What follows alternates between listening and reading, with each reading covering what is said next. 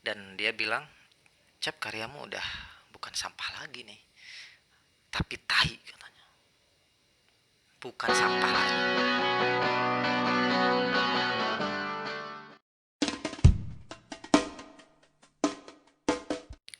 Pujian atau kritik dalam menulis, dua-duanya pernah saya alami dan tentu saja teman-teman juga pernah mengalami ya. Waktu pertama masuk kuliah ya, awal-awal semester 2 saya pernah menulis cerita pendek dan saya kirim di mading kampus. Ada seorang senior yang membaca tulisan saya. Dia bilang bahwa tulisan saya bagus. Wah, tentu saja saya berbunga-bunga, ya kan? Akhirnya beberapa bulan kemudian saya belajar menulis dengan lebih giat dan cerpen saya akhirnya dimuat di koran untuk pertama kalinya, cerpen. Besoknya si senior itu menyidang saya di kantin kampus. Cep, saya sudah baca cerpen kamu dan cerpen kamu tuh jelek. Harusnya ceritanya begini dan begini dan begini. Pokoknya dia mengkritik habis-habisan tulisan saya. Saya bingung di situ. Kemarin dia memuji ya tulisan saya di mading. Harusnya ketika tulisan saya udah ada di koran, harusnya dia lebih memuji lagi dong, bukan mengkritik. Nah, ini ada hitam putih di situ. Ya, padahal keluar dari orang yang sama. Kemudian saya juga pernah menulis buku ya, dan ini dikritik oleh dosen. Pada buku pertama dia bilang gini, buku kamu ini bagus katanya gitu kan, teruslah nulis katanya gitu ya. Ketika saya nulis model yang sama pada buku yang kedua ya, Cep, kau tuh nulis buku apa sih?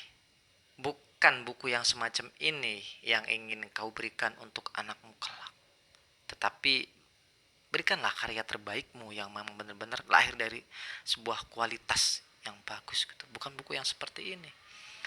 Nah, saya juga bingung kan, kenapa pas pertama dia muji, kemudian buku yang selanjutnya malah dikritik gitu kan. Ini ada ambivalensi ya, hitam putih dalam sebuah kritik yang kadang dikeluarkan oleh satu orang yang sama. Ada yang lebih parah lagi, saya pernah belajar dengan seseorang yang agak sableng. Dia tidak pernah mengatakan cerpen saya itu bagus. Suatu hari saya membawa karya di tempat belajarnya dan dia mengatakan bahwa cerpen saya itu sampah katanya. Sampah, S-A-M-P-A-H, sampah. Saya udah nulis seharian, ya sehari semalam, kemudian dikatakan sampah. Itu udah mau dikul-kul, dibuang lagi. Wah, itu sakitnya bukan main. Pertemuan berikutnya saya bawa lagi dan dia bilang, Cep, karyamu udah bukan sampah lagi nih. Wah, saya gembira kan. Tapi tai katanya. Tai katanya. Bukan sampah lagi, tapi tai. Dari situ saya bilang gini, kok cerpen saya nggak pernah dikata-katain bagus gitu. Sampah mulu, tai mulu, sampah mulu, tai mulu, bingung kan? Ya, kata saya gini, kenapa sih harus berkata seperti itu untuk karya-karya saya? Gitu kan. Dia bilang, kamu punya orang tua kan? Orang tua pernah memarahimu nggak? Pernah. Marah itu sayang atau benci? Sayang, kata saya gitu kan. Ya saya juga sama. Melakukan hal ini itu sayang sama kamu, bukan benci. Dari situ terngiang-ngiang, pulang dari situ ya maksudnya apa ya. Dan saya selalu berpikir bahwa kelak dia akan berkata bahwa tulisan saya bagus, entah dengan cara apa. Ya, saya terus belajar, terus membaca, terus menulis, baca, terus baca, tulis, terus seperti itu sampai akhirnya dia berkata bahwa tulisan saya itu bagus. Dan sampai sekarang masih seperti itu. Bahwa tulisan saya bagus. Dia mengatakan bahwa semakin eh, saya bisa melawan dia dan menentang dia, berarti saya sudah sukses katanya gitu. Ya, ini agak sableng juga nih orang. Akhirnya ya dia berhasil. Ya, jadi dia sudah menanamkan kepada diri saya itu mental yang kuat sebelum saya terjun kepada dunia menulis yang menurut saya mengerikan. Ya, karena di luar sana ternyata banyak orang yang lebih keras, ya lebih tajam, ya, lebih menyakitkan kritikannya. Ya, nah dari bekal kritikan itulah mental saya bisa kuat. Jangan seperti para penulis yang sebelah itu. Ya, mereka yang karyanya ingin selalu dipuji. Ketika dikritik sedikit ngambek, keluar grup, ya, dan tidak nulis lagi. Ya, nah ini mental apa gitu kan? Ya, untuk penulis semacam itu.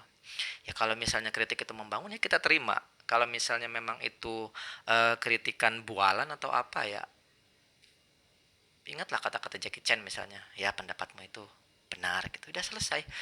Ya, pujian kadang membuat saya itu terlena. Ya, selalu dipuji, tapi ketika dikritik sakit gitu. Tapi kalau dikritik dulu, dihajar dulu, kemudian dipuji, itu ya biasa aja.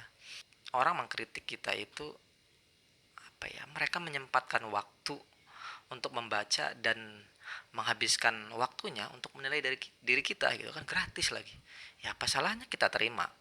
Ya, mungkin ada juga ada penulis yang terkenal ini ya, dia selalu mengatakan bahwa karya penulis ini jelek, buku ini jelek, nggak pernah ada kata bagus-bagusnya.